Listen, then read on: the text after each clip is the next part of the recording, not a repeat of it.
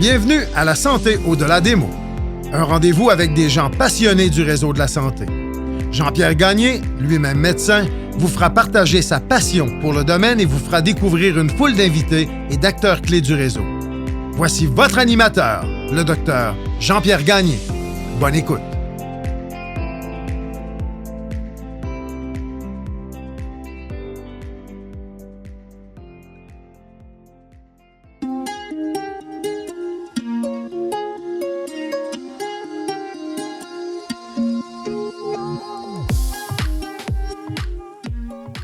Je tiens à remercier les partenaires suivants pour leur support au balado La Santé au-delà des mots. Beauchamp-Beaulieu Dessureau-Toupin, groupe conseil associé à la financière Banque nationale gestion de patrimoine, Rempart Neurophysiologie, Medix, le groupe TIGE et Eurofin Environex.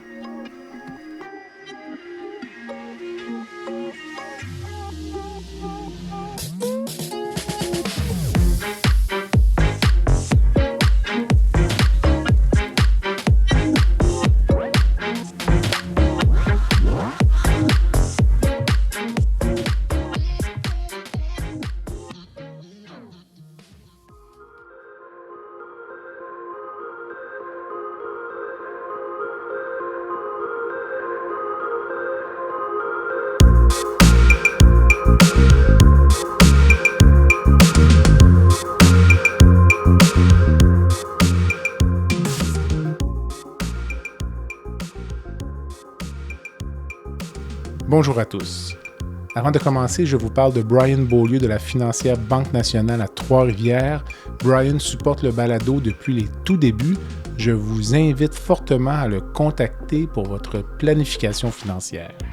Aujourd'hui, mon invité est Jacques Aubin, qui a écrit le livre « Pour une fois, va jusqu'au bout ». Jacques il raconte son parcours de vie, la lutte qu'il a connue au cours des années avec un surplus de poids incroyable qu'il a réussi à vaincre et comment il en est ressorti plus vivant, plus en forme et plein d'espoir. J'ai donc bien hâte de discuter du livre « Pour une fois, va jusqu'au bout » avec Jacques Aubin. On se revoit dans quelques instants.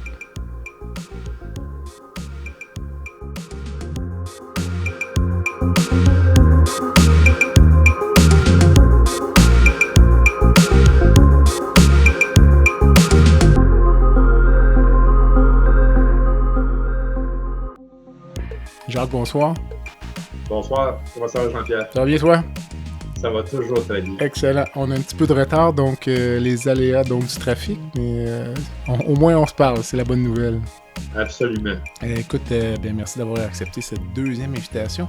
On s'était rencontrés il y a déjà un bon moment en personne à Québec.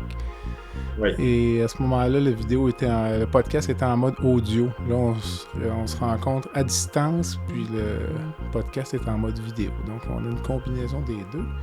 Puis, on se suit, je pense, mutuellement dans nos activités là, effectivement, sur LinkedIn professionnel, on suit paraprofessionnel, exact. Ouais. Et ce qui a attiré mon attention, évidemment, tu m'en avais glissé un mot lorsqu'on s'est vu la première fois. Là, tu travaillais, tu dis « je suis en train d'écrire quelque chose », puis finalement, on est sur le point d'aboutir à un projet qui s'appelle « Pour une fois, va jusqu'au bout ». Donc, on est là pour parler de ça. Donc, on va commencer par le début, là, puis on laisse couler tranquillement l'entrevue. Là. Je veux que tu me parles de la phrase, tu cites Joseph Campbell, qui dit « Il faut être prêt à se débarrasser de la vie qu'on a prévue pour avoir la vie qui nous attend. » Donc, qu'est-ce que ça veut dire pour toi? Puis, est-ce qu'il n'y a pas un risque parfois à faire un trop gros ménage? Parce que c'est peut-être la réflexion qui m'est venue en lisant ton livre, à certains égards, disons. C'est quoi le souci avec faire du ménage pour être la vraie version de ce qu'on est supposé d'être? OK. Tu comprends? Mm-hmm. Ce qui arrive dans la vie, c'est que souvent, on prend des trajectoires qui ne sont pas supposées être les nôtres. Puis, un jour, on se rend compte qu'il y a un paquet d'éléments dans notre vie. Tu sais, souvent, ta vie, c'est comme une tarte, tu sais. Tu as ta vie professionnelle, ta vie personnelle, ta vie amoureuse. Il y a le toi-même.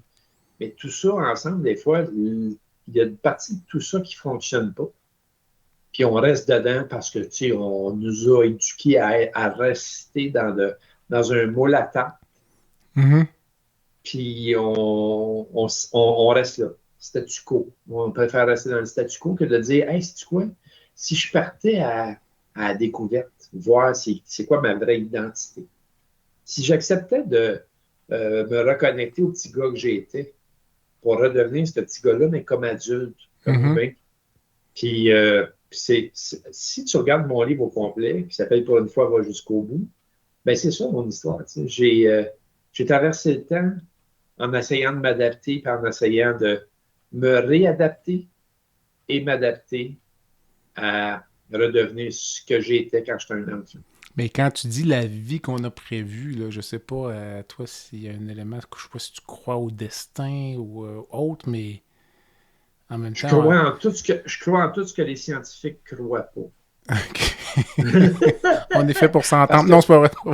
Non, mais c'est parce qu'en fait, les scientifiques, souvent, sont formés et éduqués que ce qui se voit et qui se touche, c'est ça qui est la vérité totale. Tu sais. Ouais. Mais quand je pense à toi, puis qu'à un moment donné, le téléphone sonne, tu m'appelles, puis je fais comme, c'est quoi le hasard que je viens de penser à toi, puis tu m'appelles? Il y a quelque chose de plus fort que juste ce qu'on est comme humain. Je pense qu'il y a de la connectivité, il y a de l'énergie, de toute façon, tout est énergie. Je pense qu'il y a un au-delà de ce qu'on est, nous, comme humains. Je pense qu'il y a quelque chose qui nous habite. Puis je pense que des fois, il faut suivre ces guidances-là plutôt que de rester l'humain avec un rationnel tout parfait. Il faut sortir un petit peu de ça de temps en temps puis se reconnecter à ce qui nous habite. Mais là où je voulais en venir, tu t'es mal à l'aise de répondre, tu me le dis, là, parce que dans ton livre, tu abordes ton divorce, puis tu dis « j'étais rendu là », puis moi, je lisais ton livre, je me dis, il était peut-être rendu au moment où il aurait pu avoir une super vie, finalement, avec sa conjointe, là, tu avais retrouvé la santé émotionnelle, la santé physique, 2 enfants que tu adores, puis dans le livre, tu présentes ça comme étant le moment où c'était terminé avec ta conjointe. Moi, je voyais ça comme l'opportunité d'une renaissance. C'est pour ça que je te demandais, des fois, est-ce qu'il faut faire attention de ne pas trop faire le ménage. Mais encore là, si c'est trop délicat, on peut parler de... Non, on peut en parler. Okay. Puis écoute, je suis bien ouvert à ça parce que il y a une longue réflexion dans tout ça, tu sais. Puis quand on me pose la question, tu sais, j'ai un de mes enfants qui m'en a voulu de quitter leur mère. Sûrement. Puis on était longtemps à ne pas s'en parler, tu sais, puis à comme se voir, mais entre parenthèses, se voir. Tu sais, le lien n'était pas très bon. Puis c'est ma plus jeune, c'est ma fille. Puis je ne suis pas gêné d'en parler, d'ailleurs, on a eu cette discussion-là. Puis quand elle a quitté son premier petit copain, elle a compris quelque chose dans ma séparation. Okay. Puis elle est venue m'en parler. C'est comme ça qu'on s'est rattachés un à l'autre. J'ai dit, j'ai pas quitté ta mère parce que je l'aimais plus. J'ai quitté ta mère parce que je n'aimais plus qui j'étais dans cette relation-là. Je comprends. Et c'est moi qui avais... Moi, à ce moment-là, tu disais santé émotionnelle. Elle n'était pas venue, ma santé émotionnelle, à ce moment-là. J'étais en train de faire le ménage. Puis ce ménage-là était tellement énorme et vaste que je ne pouvais pas me permettre de rester dans l'environnement de la personne qui m'a connu obèse, triste, suicidaire, puis tout ça, tu comprends? Je ne pouvais pas rester là. Je ne me sentais pas bien dans cette situation-là. Elle n'a rien... C'est aucunement sa responsabilité. C'est totalement moi qui ai pris la responsabilité de m'en aller. Je comprends.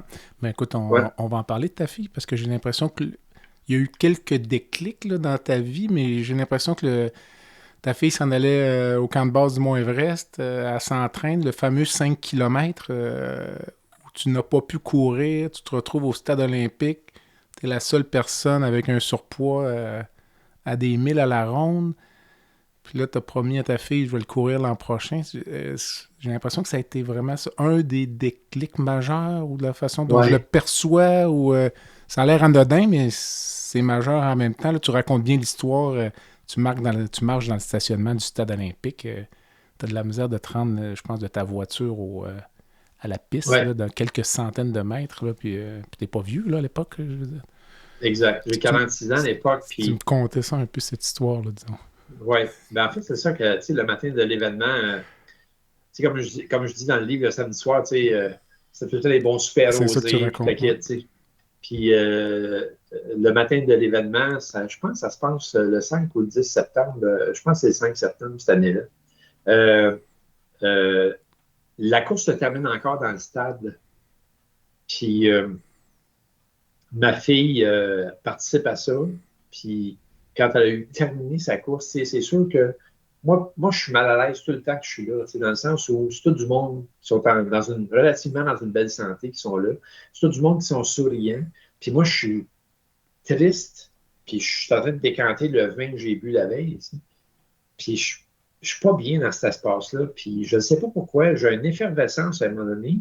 J'ai le sentiment que tout le monde me regarde. Je suis comme l'obèse, je suis comme le clown de la place. Là. Je ne suis pas dans le décor. Puis quand ma fille arrive au fil d'arrivée, je décide tant bien mal de me rendre au fil d'arrivée à l'intérieur du stade où c'est bondé de monde. Là. Il y a quand même, à cette époque-là, autour de 35 000 participants. 35 000? Oui. Okay. Les données qu'on a, là, les données qu'on a sur des marathons, là, surtout Montréal, Boston, tout ça, là, les grandes villes, là, ils ont une limite assurable, puis ils ont une petite limite de plus. Là. Normalement, la limite assurable à Montréal, c'était autour de 32 000. Je pense que cette année-là, il était autour de 35 000. Quand même, OK. Si ma mémoire est bonne. Il y a du monde, il y a du monde. Il y a du monde. Fait que le stade est bondé de monde.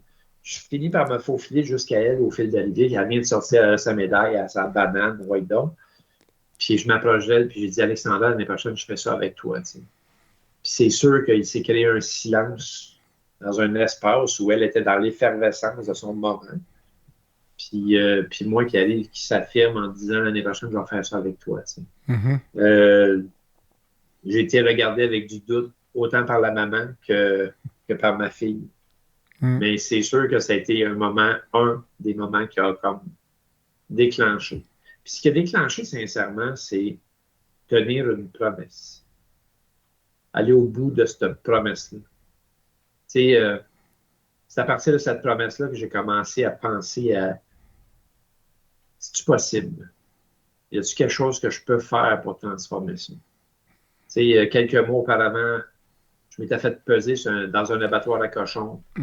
J'ai été longtemps en réflexion à me demander si on pouvait se transformer de 225 livres de trop.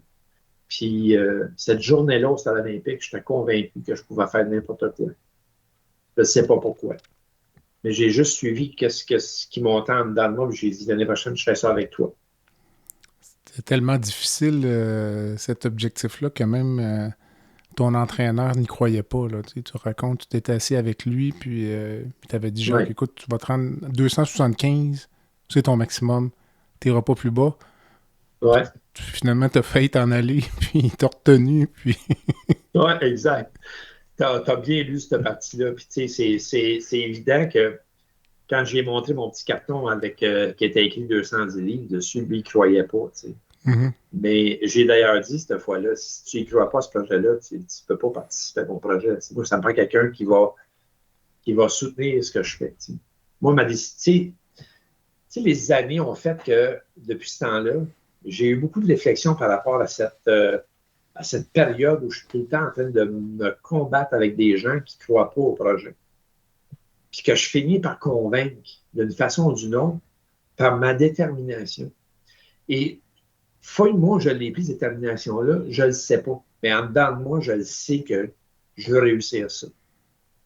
C'est comme ça qu'est né le titre. Hein? C'est à regarder mon passé au complet. Puis il est arrivé des événements là, juste quand j'ai terminé d'écrire le livre, il est arrivé des événements qui m'ont fait rebondir dans ce titre.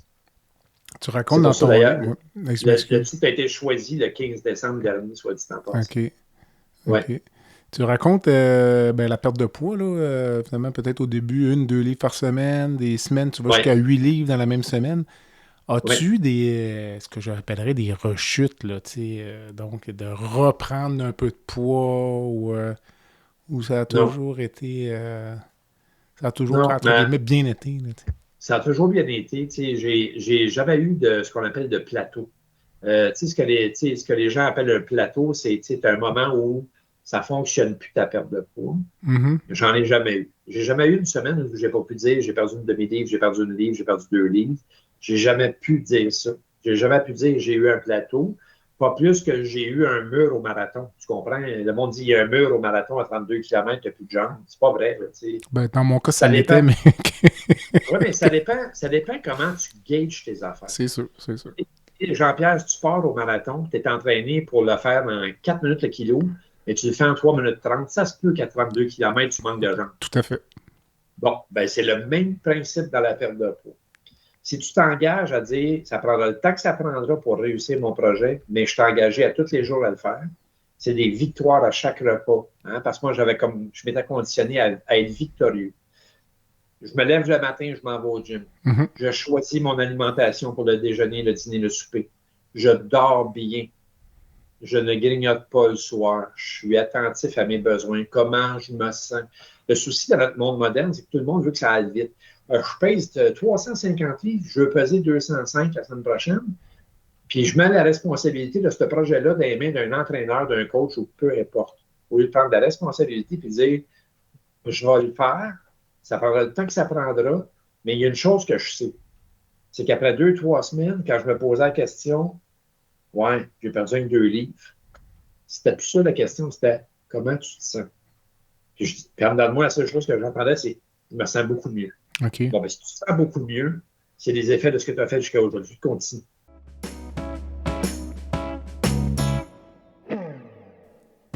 Rempart Neurophysiologie est fier de poursuivre pour une 2e année son support au balado La santé au-delà des mots.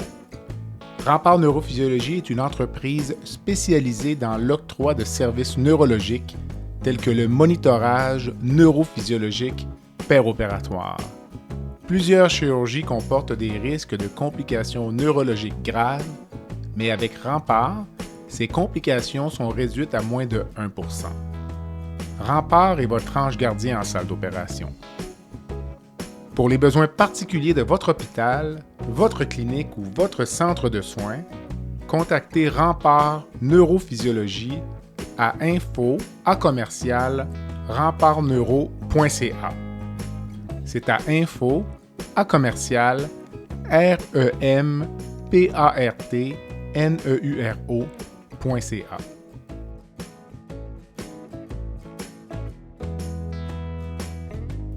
Tu parles, tu me corrigeras, dans le livre, tu parles beaucoup de l'accompagnement que tu as eu au point de vue du conditionnement physique, disons, là, au gymnase, ton instructeur, mais également certains amis que tu t'es fait sur place, là, les premiers au début, là, qui t'encourageaient, puis tu étais quasiment rendu un modèle pour eux, là, alors qu'eux semblaient être des gens dans une superbe forme physique. Mais tu parles moins de l'aide que tu as eue au niveau alimentaire, au niveau de l'arrêt tabagique, puis au niveau de l'alimentation. Donc ça, c'est autodidacte à ce niveau-là, ou c'est juste la tête dure de Jacques Aubin? Dans le livre, je parle de l'aide que j'ai eue pendant 3 semaines et 1 mois pour la perte pour l'alimentation. Ouais. Mais j'ai vraiment écourté ça parce que la personne qui m'avait comme pris en charge, puis j'aime pas ça dire le mot pris en charge, mais qui avait décidé de me coacher, je la trouvais rude. OK. Puis j'en fais mention dans le livre, OK. d'ailleurs. Puis j'ai coupé court, j'ai comme compris rapidement ce qu'il fallait que je fasse au niveau alimentaire. Pour ce qui est de l'arrêt du tabagisme, c'est vraiment un conditionnement que je me suis fait sur 3 jours. Je me suis posé les pour et les contre du tabagisme. Je me suis mis dans un mode de choisis ta souffrance. Mm-hmm. Choisis la souffrance de te désintoxiquer de ta cigarette, mais de bien respirer plus tard, d'être dans une meilleure santé, de ci, de ça, contre le break syndical que ça me permettait de prendre de temps en temps pour en fumer une, mais que je filais pas bien, tout ça. Fait que, j'ai pesé le pleasure and pain, le plaisir et la souffrance, puis j'ai converti ça d'un côté à l'autre, tout simplement. Puis c'est comme ça qu'en 3 jours, j'ai arrêté de fumer. Et c'est comique parce que j'étais en entrevue cette semaine, puis j'expliquais à la personne que j'ai mis le même protocole en marche quand je me suis mis en marche pour perdre du poids. Mm-hmm. Reprendre ma santé, parce que perdre du poids, le terme perdre du poids, il est perdu où? Je l'ai-tu mis dans un placard quelque part? Il est où ce poids-là? T'sais? C'est un mauvais terme, perdre du poids. J'ai pris ma santé en main. C'est ça le bon terme. Puis, à travers le temps, une livre à la fois, toutes les semaines, mais j'ai jamais eu de moment où ça s'est arrêté. Ça s'est arrêté quand j'ai atteint l'objectif que je voulais vraiment. Parce que, tu sais, j'avais marqué 210 livres sur un papier, sur un carton. Puis, ce 210 livres-là, il représentait le poids que je voulais peser. J'ai finalement fini le matin du demi-Ironman à 189 livres,9. Aujourd'hui, je suis à 195 livres, qui est un poids variable. Tu sais, ça joue. Si je suis plus à l'entraînement, un peu plus, je vais redescendre à 191, 12, 13. Tu sais, mais je ne suis pas dans le 225 puis dans le 215. Je suis stable dans mon poids. Est-ce que tu te pèses à tous les jours? Pas du tout. OK. Il y a plein de symboles qui indiquent que tu es dans un moment inflammatoire. L'obésité ou la prise de charge en poids a des symptômes. Ces symptômes-là s'appellent problème articulaire, enflement, ballonnement. Tu sens tout ça. Tu lèves ton pantalon, puis il est un peu plus serré, tu sais que tu as plus du poids. Fait que, tu sais, je me pèse plus. Il n'y a pas de balance chez nous. Puis rarement, je me pèse. C'est très, très rare que je me pèse. Je le sais par comment je me sens. Okay. Pourquoi le livre maintenant, là, dans le fond? Parce que ça t'oblige à revisiter quand même des épisodes douloureux de ta vie. Là. Tu parlais de tes idées suicidaires, tes relations avec un de tes frères. Certains moments, le fait d'être jugé là, par ta sœur parce que tu étais un entrepreneur dans l'âme, puis les gens disaient que tu voulais t'afficher un peu. Tu aurais pu laisser ça dans un tiroir. Puis... Exact. Mais en fait, pourquoi maintenant? C'est que j'avais commencé à écrire en 2013. Puis en 2013, j'écrivais l'histoire d'un gros qui avait perdu du poids. Tu sais. Puis je me trouvais tellement pas complet. Oui, c'était beau ce que j'écrivais. C'était magnifique. Mais je me sentais pas au point où tu dis je me sens stable, je me sens solide, je me sens ancré pour pouvoir continuer à écrire ce livre-là. J'avais encore plein d'affaires à guérir. Tu sais, perdre du poids, comme je dis, maigrir, c'est pas guérir. Tu sais.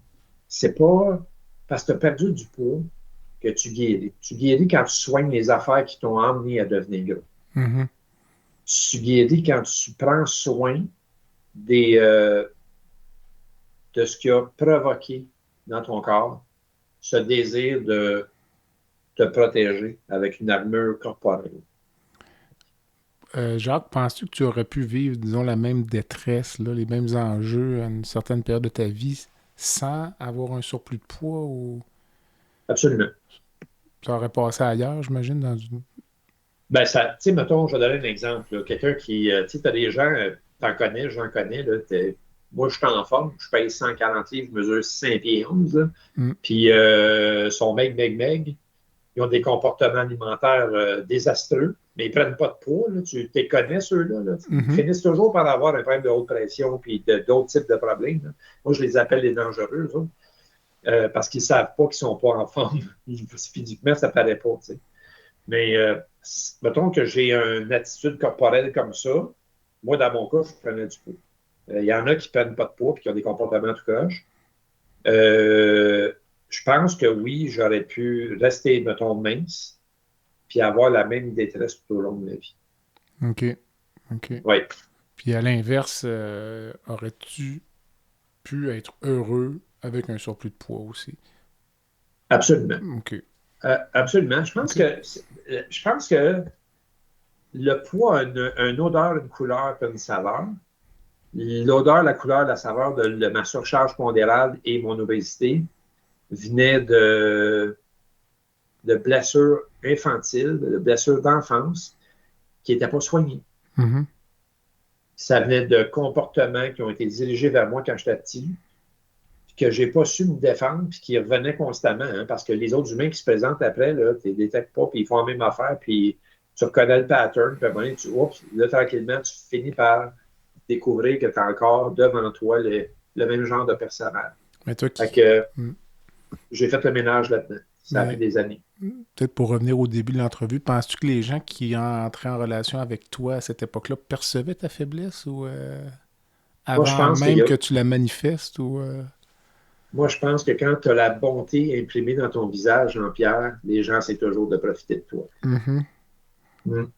Fait que tu peux continuer à être bon, mais ça prend aussi beaucoup de perception de faut que je sois plus attentif aux manipulateurs, aux dominateurs, puis aux abuseurs. OK. Ouais. Il y en a partout, là. Tu sais, je veux dire, je pense que tout le monde connaît chez quelqu'un un manipulateur ou un dominateur, quelqu'un qui veut contrôler les autres et dominer, les écraser. Ça existe. Si tu es une bonne personne, que tu as une certaine fragilité, que tu as déjà vécu ce pattern-là, ils ont facilement tendance à essayer de prendre le contrôle sur toi et t'écraser. Le podcast La santé au-delà des mots est une présentation du groupe conseil Beauchamp, Beaulieu, Dessureau, Toupin de la financière Banque nationale Gestion de patrimoine. Comme nous croyons que la santé financière fait partie de la santé globale, nous sommes heureux de nous joindre au Dr Jean-Pierre Gagné pour vous souhaiter une bonne saison de La santé au-delà des mots.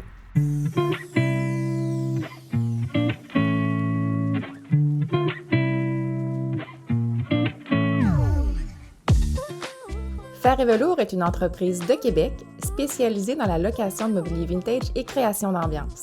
Nous vous proposons une offre de service à la carte et selon vos besoins. De la simple location à la gestion événementielle complète. Chez Fer et Velours, notre slogan est de faire différent avec élégance.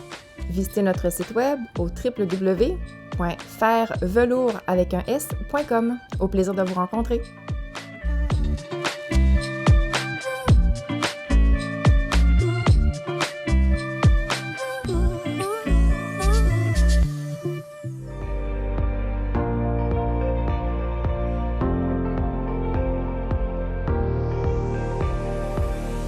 Vous avez des commentaires ou un sujet à nous proposer ou même faire partie de nos invités, visitez le site web de notre balado à www.baladosanté.ca ou sur notre page Facebook de la santé au-delà des mots.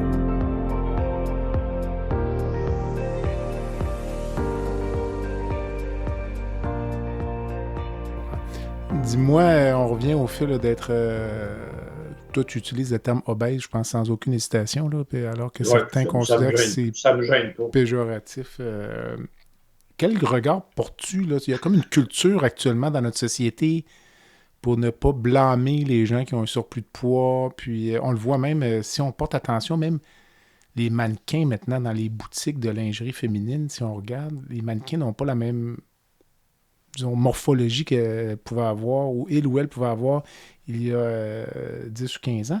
Mais quel regard portes-tu, toi, sur les gens qui ont le gabarit que toi, tu avais il y a 20 ans, puis qui se disent « Non, moi, je suis bien dans ma peau », tout ça. Penses-tu que ces gens-là se mentent à eux-mêmes ou penses-tu qu'ils sont vraiment heureux? Tu me poses cette question-là. Parce que j'ai déjà posé un chirurgien bariatrique, puis lui pensait que c'était plus ou moins vrai. Tu sais, cette affirmation-là de dire qu'on est bien, il dit on peut pas être bien si on traîne 150 livres de plus, c'est pas vrai. C'est un inconfort quotidien. Tu sais, je sais pas. Les gens qui, puis là, ils diront ce qu'ils voudront. Là. Je veux dire, on est dans un monde tellement mêlé que tout le monde va être beau. Ça lui coûte 100 000 chez le chirurgien pour se faire la face et tout le reste du corps. Mais ils sont prêts à manger n'importe quoi et à reprendre 100 livres pour recommencer le processus. On est dans une société un peu malade. Puis dans cette société-là, tu ne peux plus dire le mot obèse, tu ne peux plus dire le mot blanc, brun, rose, tu ne peux plus rien dire. Moi, je vais continuer à dire obèse, puis je vais continuer à dire tu es un menteur, tu te mens.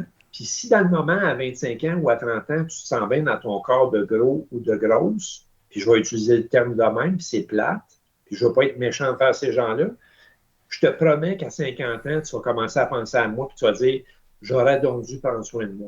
Mm-hmm. Parce que de toute façon, même s'ils sont actifs, ils ne sauveront pas leur vie. Ils vont quand même faire des maladies métaboliques. Ils vont s'installer de plus en plus jeunes, ces maladies-là, parce qu'on a des jeunes qui sont de plus en plus gros jeunes. Je regarde la moyenne. Là, écoute, je vais voir des spectacles avec des enfants encore cette semaine. Là. Je suis allé voir ma petite fille il y a 2 semaines. C'est moins pire en gymnastique qu'en danse, parce qu'en danse, je l'avais remarqué. En gymnastique, je te dirais que c'est 3 sur 10 là, qui sont en surcharge pondérale. En très jeune âge, là, on parle de 4, 5, 6 ans. Mm-hmm. Ils sont déjà en surcharge pondérale à cet âge-là. Là, tu les replaces dans le temps à 10, 11, 12 ans. Le comportement est déjà installé. À 10, 11, 12 ans, ils sont en grande surcharge pondérale. Puis ils arrivent jeunes adultes, là, sont obèses, ils ne s'aiment pas. Ils vont te faire croire qu'ils s'aiment, là, mais ils ne s'aiment pas. J'en ai autour de moi, là. J'en vois. Il y en a qui me consultent. J'en coach. J'en guide des gens. Puis, il n'y en a pas un. Il n'y en a pas un à date qui m'a dit « Je suis totalement heureux, gros de même. » Il n'y en a pas un qui m'a dit ça. Okay. Les gens se mentent.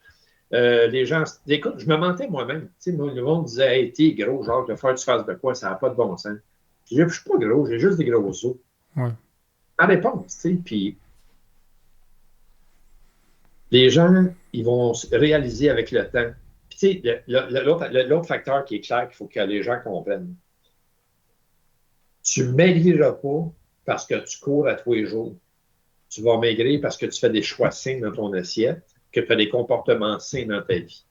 L'anxiété, le stress et ton alimentation, c'est des joueurs contre toi si tu ne travailles pas en équipe avec ça. Si tu fais attention à ton stress, à ton anxiété, que tu manges bien, que tu as un bon sommeil, tu vas t'en aller en perte de poids plutôt qu'en prise de poids. OK? C'est pas parce que tu cours ou que tu vas faire du ski de fond, puis là, tu sais, moi, je fais partie de la gang, je vais aller faire du ski de fond. Je suis content que tu bouges. Mais c'est pas ça. La science est claire. Tu bouges, puis tu te renforces musculairement parce que, bien, sois rendu à mon âge, je vais être content d'être autonome, puis plus vieux aussi. Tu sais, l'autonomie, en vieillissant, on la perd parce qu'on n'est pas en santé musculairement. C'est ça qu'il faut entretenir. C'est pour ça qu'on fait du mouvement, pour l'autonomie corporelle. La perte de poids, ça se passe dans une assiette, puis dans tes comportements anxieux, puis ton sommeil. Point barre. C'est là que ça se passe. Fait que si tu ne fais pas ça, puis tu penses que tu peux manger 2 larges hors de dress, une frite, puis aller courir le matin, vas-y, mais c'est certain que dans 10 ans, tu vas me consulter. Mm-hmm. Tu parlais, tu as dit beaucoup de choses, là, c'est super intéressant, mais tu parlais tout à l'heure de l'inflammation. Oui. Donc, il y a de la science derrière ça. Là, mais... Ben oui, il y a de la science derrière ça. Non, il y a de la science, puis ben, clairement, nos comportements se résolvent en inflammation. Oui, c'est ça. Fait que ta question, c'était... Non, ben j'allais dire, parce que en fait, au-delà des maladies métaboliques, parce que souvent les gens pensent obésité, toi tu l'as dit toi-même, diabète, hypertension, dyslipidémie, mais c'est plus que ça, là, c'est la maladie d'Alzheimer, il y a un lien avec l'obésité, les cancers. Écoute, à ma grande surprise, à peu près le seul cancer qui n'est pas lié à l'obésité, je l'ai appris parce que j'ai fait un balado avec une oncologue pulmonaire du CHU, Dr Bouchard, c'est le cancer pulmonaire. Qui est plutôt associé à des gens qui ont un faible poids. Moi, j'ai l'impression qu'il y a peut-être des biais sociaux là-dedans, là, dans le sens que les gens fumeurs, peut-être, sont plus minces, peut-être justement certaines classes sociales défavorisées, donc finalement, peut-être associés, je sais pas, là, mais bref... mais sinon, à des environnements plus pollués. Peut-être, mais sinon, globalement, le surplus de poids, c'est plus que le diabète puis l'hypertension. Je veux dire, nous, on le voit, c'est le cancer, c'est la maladie d'Alzheimer, c'est à peu près toutes les maladies que tu as nommées. Ça passe par l'inflammation. Toutes les maladies que tu as nommées, toutes les maladies métaboliques, c'est de l'inflammation. Tout à fait. C'est que là, on leur a donné un attribut médical pour pouvoir lui attribuer un médecin. Tu comprends? Dans le sens où il y a des gens qui sont spécialisés en diabète, puis tu en as d'autres qui sont spécialisés en autre chose. Ben là, mais le vrai nom de tout ça, c'est de l'inflammation. Que ce soit de l'arthrite ou... c'est tout de l'inflammation. Mm-hmm. Puis les comportements inflammatoires font que les gens deviennent de plus en plus malades. Tu le disais toi-même, les cancers reliés aux mauvaises habitudes de vie. Parce que, tu sais, l'obésité, c'est un aboutissement. Là. C'est comme le bouton. Là, il te sort d'en face. Là, ton corps, il prend de la place de plus en plus. Puis, ça aussi, là, j'ai lu d'autres sciences là-dessus. Puis, c'est une forme de diabète, l'obésité, selon certaines sciences, que je n'ai pas très bien clairement compris encore. Mais je vais continuer à lire là-dessus.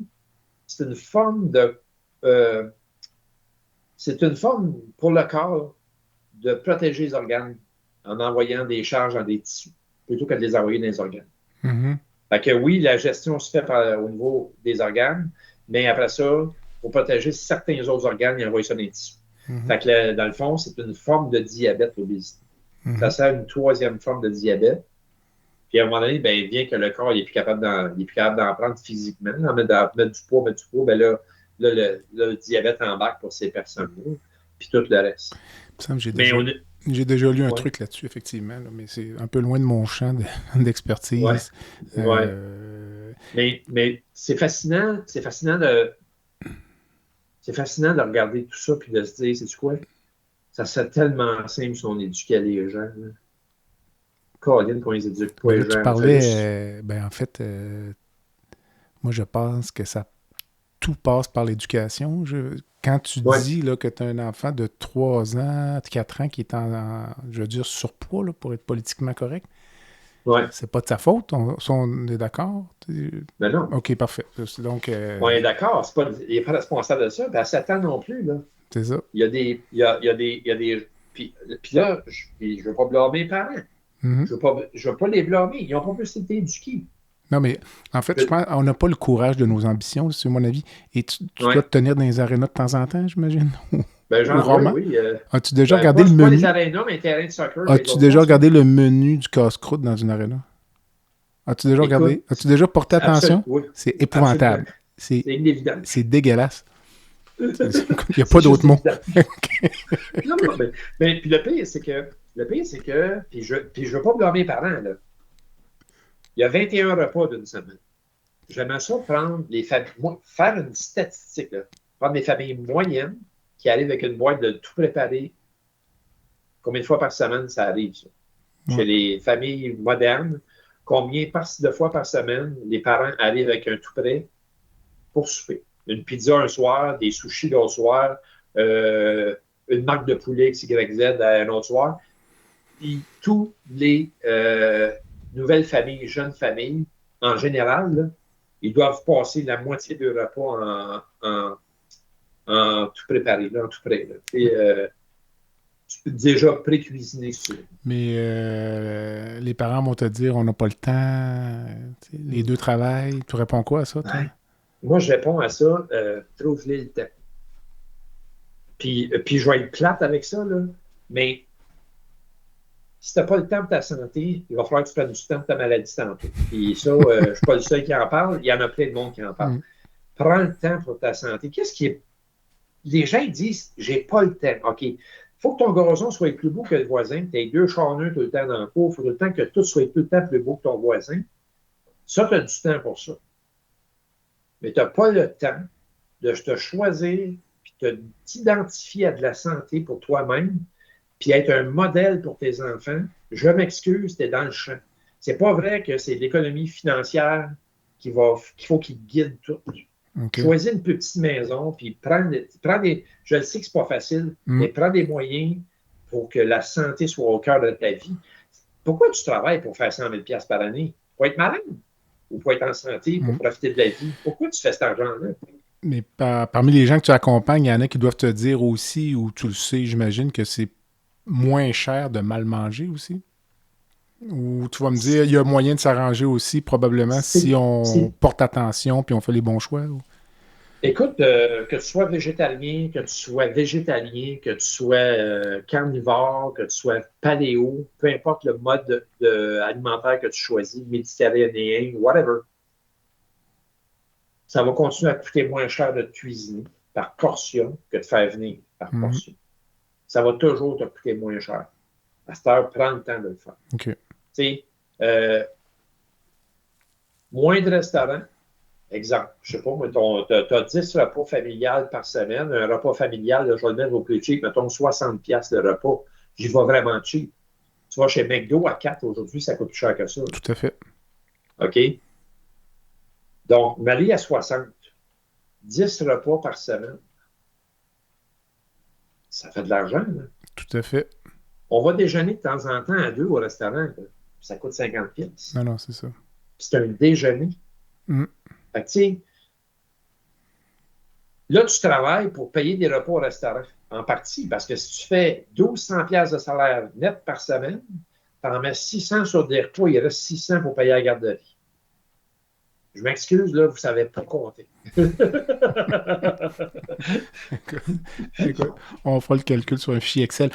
Jacques, tu as le réseau de la santé, tu en parles un peu, là, tes enjeux neurologiques, réaction au vaccin. Oui.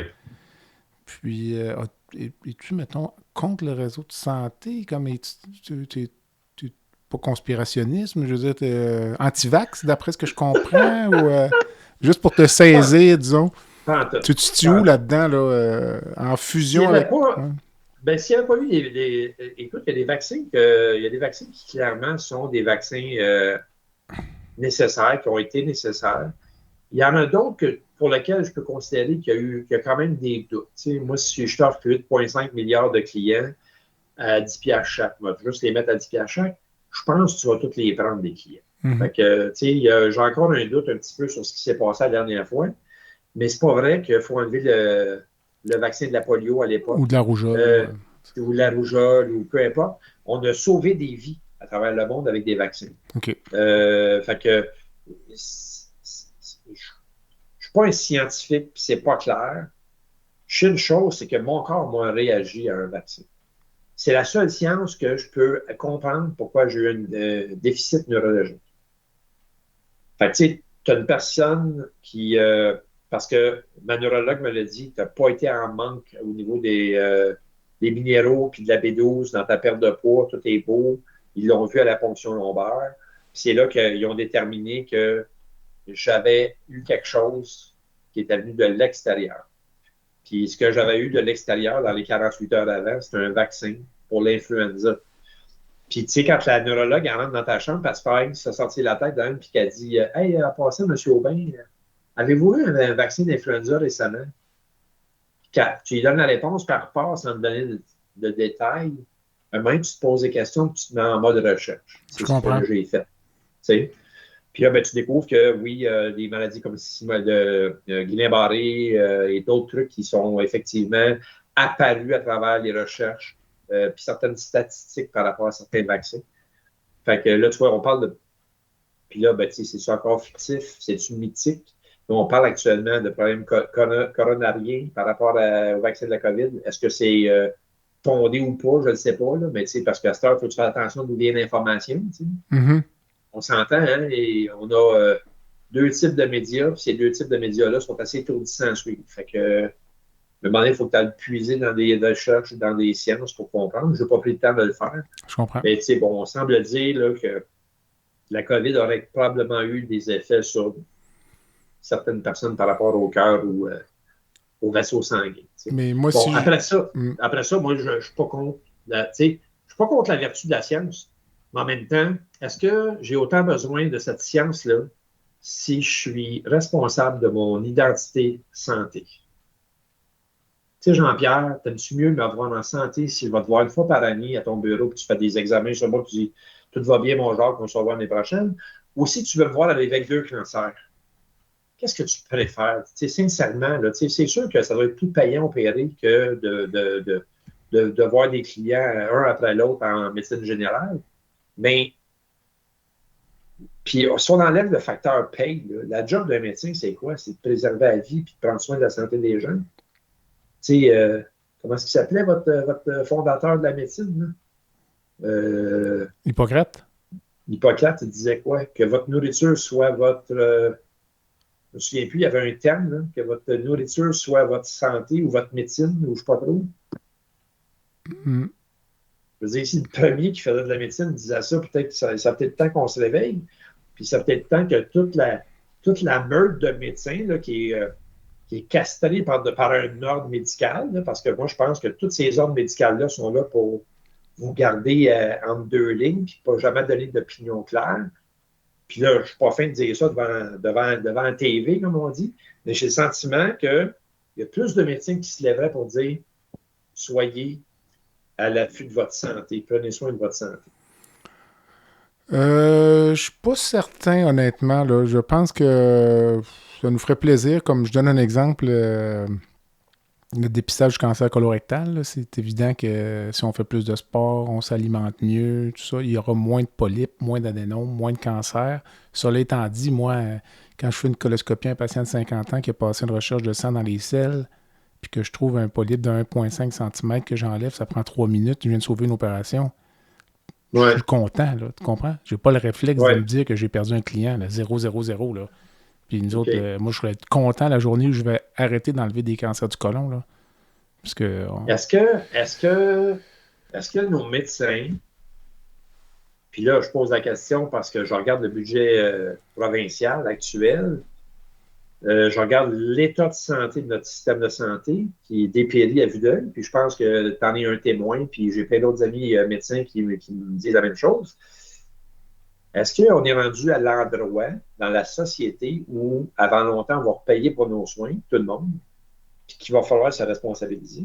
Puis c'est peut-être ça qui va être la recette gagnante pour changer l'attitude des Québécois. écoute, il y a plusieurs choses à dire, là, mais moi, j'ai fait un podcast avec Dr Condé, là, qui est représentant du Québec à l'Association médicale canadienne, puis je lisais à plusieurs reprises. Les réseaux publics de santé au Québec, c'est comme l'Église catholique il y a 50 ans. On peut pas l'attaquer, là, tu sais. Il faut pas le remettre en question, puis c'est sacro-saint. Alors, puis à ce moment-là, le réseau privé se développe, plutôt que se développer de façon harmonieuse, en symbiose avec les réseaux publics, ça se développe un peu en parallèle, puis là, finalement, comment dire, ça grenouille par en dessous, là, tu sais, finalement, le gouvernement dit, nous autres, on veut pas de privé, mais le gouvernement le finance, finalement, parce qu'il achète des soins dans le réseau privé pour envoyer des patients, mais il garde quand même un beau visage, parce qu'il dit, ben non, c'est des soins publics, c'est nous qui payons, mais on donne quand même l'argent au réseau privé. Puis cet argent-là qu'on met dans le privé, il disparaît. Mais on aurait pu imaginer un système, si on avait eu un peu de vision, de dire, ben ces réseaux privés-là, il va être incorporé dans le réseau public, et les gens qui décident d'y avoir accès, ou les gens à qui on dit, écoutez, en fonction de votre revenu, de votre patrimoine, de ci, de ça, ben, il y a une portion des soins qui vont être privés dans votre cas. Par exemple, Monsieur Aubin, vous avez 75 ans, votre patrimoine, c'est X millions de dollars, on le sait, là, parce que on vous suit à la lettre.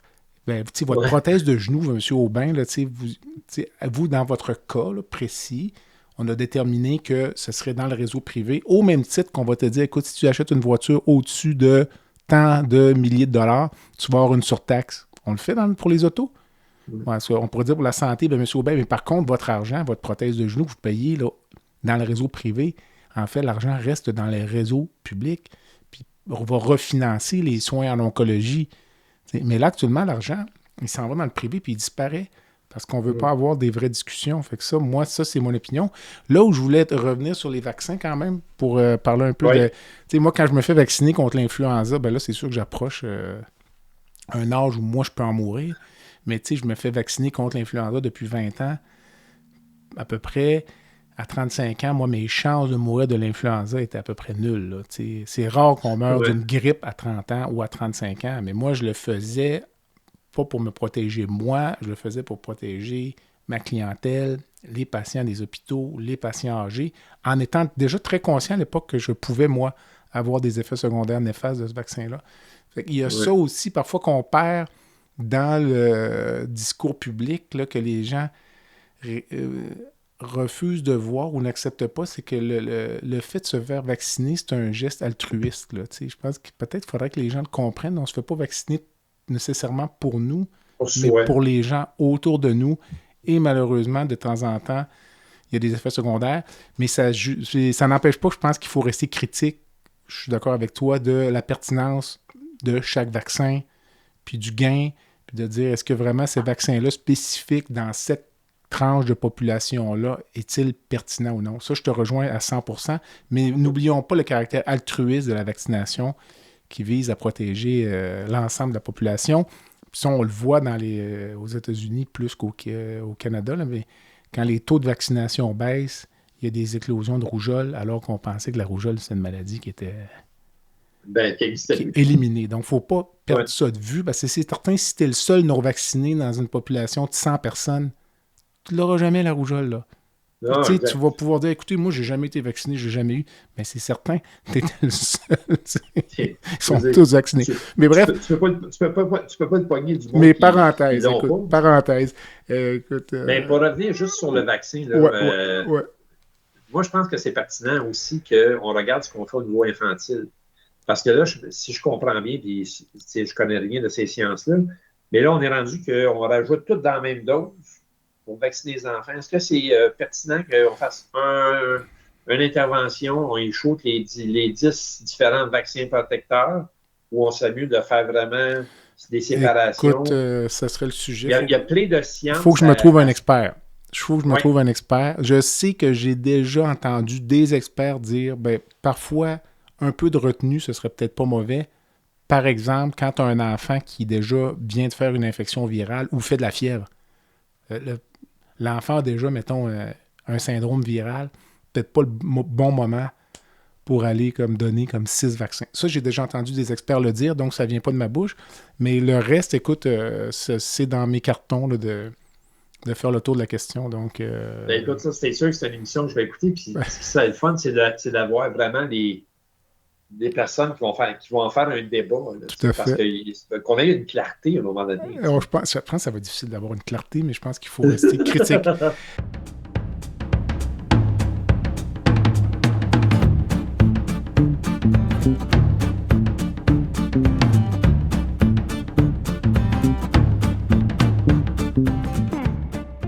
Medix simplifie la facturation médicale des médecins spécialistes, anesthésiologistes, internistes, pneumologues et bientôt les chirurgiens.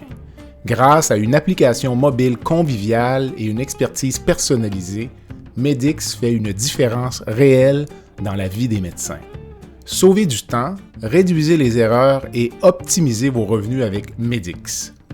Medix est fier de desservir plus de 60% des anesthésiologistes du Québec. Pour toute question, n'hésitez pas à visiter notre site web à www.medix.com www.medyx.com ou téléphonez au 514-548-2500. Dis-moi, Jacques, ton livre est pour qui, là, finalement? Quelqu'un qui est pour les gens qui ont obèses, comme tu dis, ou monsieur, madame, tout le monde, ou peut-être à la limite les proches d'un patient les proches d'un individu qui serait aux prises avec les problèmes que tu as vécus? Ou... Mon livre, il ne s'adresse pas aux obèses. Puis mon livre, il ne s'adresse pas aux médecins. Puis mon livre, il ne s'adresse pas aux enfants de 4 ans. Mon livre, il s'adresse à tout le monde.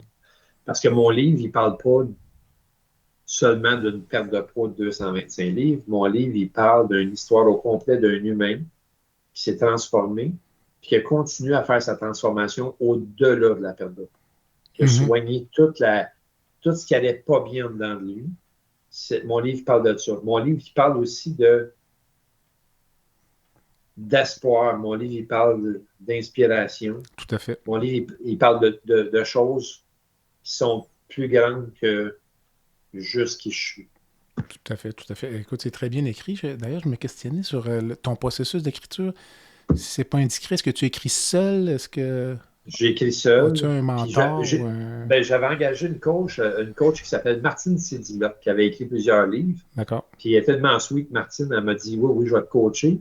Fait que l'année au complet où j'écrivais, elle me disait pas comment écrire, mais elle me disait, elle m'aidait à aller fouiller dans mes ressources. Il n'y a pas de cachette à se faire. C'est un processus qui a duré 12 mois en 2024. J'ai commencé en fait en décembre 23, j'ai fini en décembre 24. Ce processus-là, il y a eu beaucoup d'introspection. Puis, on va être honnête, là. Je pense que j'avais arrêté aussi d'écrire parce que ça ne me tentait pas d'aller fouiller dans ce caca-là. C'est ce qu'on disait tout à l'heure, peut-être. Ouais. J'avais pas envie d'aller repuiser là-dedans. C'est très épuisant. Je pourrais dire que 2024, j'ai passé au cash. Là, je m'auto-flagellais involontairement parce que je voulais écrire le récit authentique de ce qui s'est passé avec ma vie. Puis, la version que tu as, il y a eu des corrections dedans parce qu'à des endroits, je mentionne des personnes. Puis, parce que je veux que mon livre soit un outil de croissance et d'inspiration, j'ai décidé de changer des petites choses pour ne pas nommer de personnes. Je comprends. Directement, à la grande recommandation de mon éditeur et de mon avocat. OK, quand même. Oui, c'est ça. Fait que il y a des petites corrections que tu n'as pas vues, toi, là, dans le manuscrit que je t'ai fait parvenir. Est-ce que tes enfants l'ont lu? Mes enfants l'ont lu. Mes enfants en ont fait une préface qui va apparaître au livre. Ouais. Est-ce qu'ils ont appris des choses sur toi ou ça Absolument. a donné lieu à des Ça a donné lieu, discussions? ça n'a pas donné lieu à des discussions, ça a donné lieu à des comportements différents. OK. Ça a donné lieu à, je te dirais, à plus d'amour. OK. Ouais, tu sais, la semaine passée, ma belle Alexandra qui vit à Vancouver a eu son bébé le 10 juin. La belle Sophia. Et Sophia, écoute, elle est venue au monde avec une perruque comme sa mère. Puis d'ailleurs, c'était ça le gag, tu sais, une perruque qui accouche d'une perruque.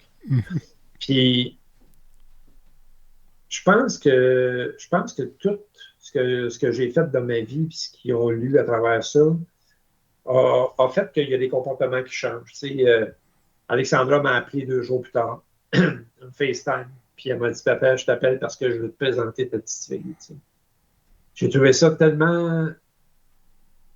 Je ne dis pas qu'elle ne l'aurait pas fait avant, mais il y avait quelque chose de particulier à ce moment-là. Fait que les moments, je pense que les moments sont plus matures et sincères maintenant. OK. Ouais. Quand même. Écoute, Ouais. je le recommande fortement lorsque ça va être publié, là, parce qu'on est sur le point de, là, peut-être en guise de pré-conclusion, là, avant de tomber toujours dans ma petite baguette magique, mais parle-moi un peu du processus de sociofinancement, où on peut aller, on peut t'aider dans le projet, en fait, acheter des conférences, on peut exact, tout faire. exact. Donc, raconte-moi ça peut-être en quelques Ben, minutes. j'ai eu l'idée de soutenir mon projet parce que je me suis dit, les gens vont en acheter pareil des livres. Mm. Puis les entreprises vont quand même acheter les conférences. Fait que je vais le proposer d'avance pour financer mon projet, mais en même temps pour conserver mes droits d'auteur. Parce que le livre, il sort non seulement en français, mais il sort en anglais aussi. OK. Il sort les 2 versions en même temps.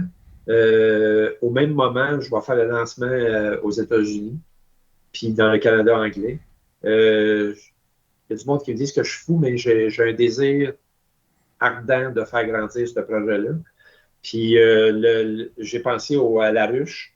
Puis quand ça s'est fait, on a fait la mise en place avec Marie-Pierre puis Julie André. On a construit le plan sur la ruche. Puis lundi matin dernier, on atteignait notre premier vrai objectif De 15 officiel 000 là, ce que j'ai de 15 000 Et il reste quand même 3 conférences à vendre. Puis il y a encore de la place pour vendre des livres, puis des soirées de lancement, parce que je vais faire 3 soirées de lancement. Je vais faire une soirée de lancement à Québec. OK. Je n'ai pas déterminé l'endroit encore, mais je pense beaucoup au cercle de la garnison, qui n'est pas loin de chez vous, je crois. Tout à fait, tout à fait. On pas peut y loin de aller, chez on toi. peut y aller à pied. Exact. Après ça, je pense à un lancement à Drummondville, centre du Québec, et un dans les Basses Laurentides. Là. Je ne veux pas être dans mon coin. Je vais probablement soit Saint-Jérôme ou Blainville. Là, je vais organiser une soirée là aussi. Fait que les gens peuvent s'acheter un livre dédicacé puis la soirée de lancement inclus dedans. Fait que j'ai bâti une structure pour que ça fonctionne. Puis dans le moment, ça va bien. Je continue. J'ai des entreprises qui ont acheté des centaines de livres parce qu'ils veulent en donner à leurs employés. Mm-hmm. Fait que je trouve ça super le fun. Non, c'est bien. On va peut-être en vendre 3-4 millions de ça, je ne sais pas. Je te le souhaite, mon cher, je te le souhaite. Ouais. Écoute, as-tu les dates de lancement ou Les dates de lancement ne sont pas sorties encore parce que j'attends d'avoir les livres entre mes mains. Je m'attends d'avoir les livres entre mes mains quelque part à la fin juillet, OK, mi-août. fait qu'on parle plus de l'automne à ce moment-là. Puis là, oui, ça va être à l'automne parce OK. qu'en septembre, moi, j'ai 2 gros événements de course à pied que j'organise. Puis c'est sûr que c'est pas en septembre. Fait que je fais le lancement On en est rendu octobre. en octobre. OK. Exactement. Salon Ça du va être livre, en même- peut-être, à ce moment-là. Je pense Salon du livre Ben, exactement. de Salon du livre en Montréal. novembre. Je pense en novembre. Puis Exactement. Québec en avril, ouais, c'est ça. Exact. Fait que on va partir de la tournée, comme on dit. Ça va C'est être, bien, c'est bien. Écoute, ça veut dire ça qu'on va va, être drôle. on va se voir à Québec. Écoute, donc félicitations encore une fois. Écoute, Jacques, il faut que tu te soumettes à la baguette magique, là. C'est une règle du balado. En terminant. Donc, si tu pouvais changer une chose dans le réseau de la santé, je présume qu'on en a peut-être parlé pendant l'entrevue, là, mais avec ta baguette que tu avais à la main, là. Oh mon Dieu. Une chose. Un qu'une? Ben, écoute, faudrait pas s'éterniser, là, mais je peux t'en laisser un peu plus qu'une, là, mais... Moi, je pense que les humains qui travaillent là, c'est des excellents humains. Je pense que si je changeais une chose, c'est l'attribution de l'argent dans le système de santé. Je pense qu'il y a trop de monde qui achète des sacs à vidange, puis pas assez de monde qui soigne du monde. Il y a trop de monde qui promène du papier la nuit plutôt que prendre des gens en charge à l'urgence. C'est pas de leur faute, ils leur ont dit de faire ça. C'est ça que je changerais. Donc, plus de ressources dans les soins aux patients. Exactement. Plus directement sur les patients au lieu de monde qui achète des livres, des sacs à poubelle. Il y en a trop de ça, à mon avis. Tu me rejoins. Écoute, une rencontre de rêve? Une rencontre de rêve? Je suis en train d'essayer de la réaliser actuellement. Mais la préface de ton livre, j'imagine? Oui. Tim Robbins, tu vas me dire? Ah, c'est ça, parce que je le voyais dans la table des matières, puis je le cherchais dans le texte. Oui. En fait, je suis en démarche actuellement pour rencontrer Tony Robbins. Tony Robbins, excuse-moi. Exactement. Okay. Fait que je travaille fort là-dessus. C'est un de mes grands projets. Quand j'ai Pleasure and Pain que je t'expliquais tantôt, c'est dans un de ses livres que j'avais lu toute la philosophie par rapport à transformer le plaisir actuel qui est nocif en souffrance, puis transférer cette souffrance-là en plaisir positif. Puis je pense qu'il fait partie des gens qui m'ont inspiré beaucoup à aller de l'avant puis à faire ce que j'avais à faire. Écoute, Tony Robbins, c'est ma rencontre. Ouais. J'aurais aimé rencontrer Elvis, mais il est mort. Semble-t-il. Écoute, semble-t-il. Écoute, ça rejoint un peu la devise de Pierre Lavoie qui dit toujours que l'inconfort rend plus fort, peut-être à certains égards. Donc, ouais. Excellent. Ouais. Écoute, mon cher, on a fait un bon tour d'horizon. Donc, le livre s'appelle « Pour une fois, va jusqu'au bout ». On parle d'un lancement peut-être plus à l'automne 2025. Ouais. Donc, avec la tournée, les salons du livre. Donc, puis j'invite les gens, je vais mettre les liens sur les notes de balado pour aller sur la page de Sociofinancement. Puis les gens pourront, je mettrai également les liens de nos entrevues précédentes. Donc, je pense que j'ai appris un paquet de choses ce soir. Puis je te remercie là, de ta générosité, là, franchement. Puis je veux juste que les gens là, qui vont écouter ça, là, je veux pas que vous pensiez que j'aime pas les gros, j'étais un gros. Fait que je les aime, les obèses, puis c'est parce que je vous aime que j'ai tout fait le travail que j'ai fait, puis j'essaie de vous transférer cette information-là. Oui, non, mais je pense que c'est correct. Puis en fait, ton histoire légitimise tes propos. Donc, je pense que ça te permet de dire des choses que d'autres personnes ne pourraient pas dire, peut-être, à certains égards. Donc, certaines personnes qui tiendraient tes propos, on dirait, ben ces gens-là, ce gars-là est plein de préjugés ou porte des jugements. Ben, c'est pas des préjugés, tu y étais. Exactement. C'est comme ça que je le perçois, moi. Donc, je vois rien de... Ben, espérons que le restant de la population aura l'intelligence de le voir de la même façon. Écoute, parfait. Écoute, je te remercie encore une fois. Là, c'était extraordinaire. Puis, on se parle bientôt. Merci énormément, Jean-Pierre. C'était un plaisir. Merci.